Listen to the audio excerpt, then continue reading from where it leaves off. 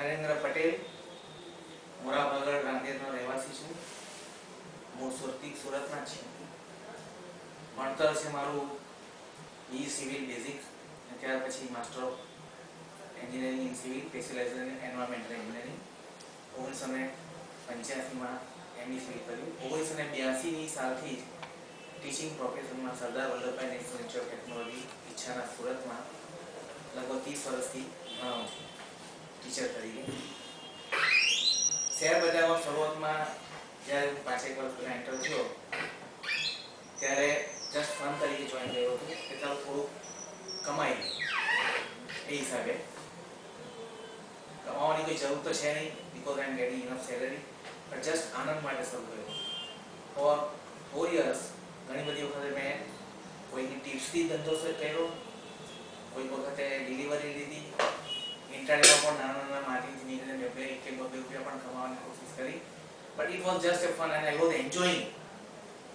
મને ઘણો આનંદ આવતો હતો કરવાથી, ગુમાવતા પણ આનંદ આવતો કે ચાલો હું કોઈ દિવસ સુધી એટલે દરેક કંઈ પણ કરતો તો હેપેઝર કરતો.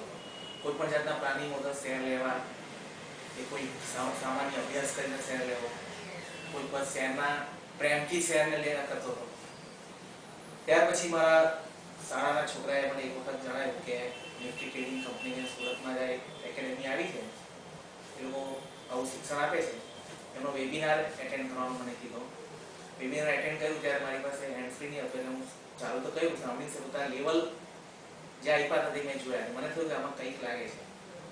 શરૂઆતમાં હું પણ એમ માનતો હતો કે operators are playing game in this business, અને આ જુગાર જેવું છે, એક સટ્ટા જેવું છે એવું મને લાગતું હતું. પણ વન ડે કોર્સ પહેલે મેં કર્યો. એ વન ડે કોર્સ કરતા પહેલા પણ મેં 4000 રૂપિયા ખર્ચીને બેઝિક કોર્સ કર્યો. ત્યારે મને ખબર પડી વોટ ઇઝ કેન્ડલ. કેન્ડલ શું છે એ મને બેઝિક કોર્સમાં ખબર પડી. ત્યાર પછી વન ડે કોર્સ મેં કર્યો. ત્યાર પછી મેં તમે ફ્રી સોફ્ટવેર જે મહિના માટે આપ્યું તેનાથી મેં શરૂઆત કરી. 1-2 ટ્રેડ વિનિંગ પણ થયા, 2-3 લૂઝ પણ કર્યા. ત્યાર પછી કઈ ક્વેરી લાગી એટલે હું 10 દિવસ પહેલા મળવા આવ્યો અહીંયા, ને ત્યારે મને લાગ્યું કે મારે પ્રાઇવેટ કોર્સ કરવા જેવો નથી. તો આ એક જ વીક એવો હતો હું કરી શકું, કારણ કે હું જે મારા પ્રોફેશનમાં એટલો બિઝી રહું છું જેથી મને 3-4 મહિના સુધી હવે સમય મળે એવું નહીં. આ કોર્સ કર્યા પછી મારી જે માન્યતા હતી કે આ સટ્ટો છે તે ટોટલી નીકળી જાય છે. It is nothing but pure and pure science, where mathematics is there, observation is there, how you observe it, how you visualize it, and how you predict it, everything is there. તમે judgement તમારા વાપરો, તે રીતે science એમાં બનાવ્યું છે. Everything is your behaviour pattern.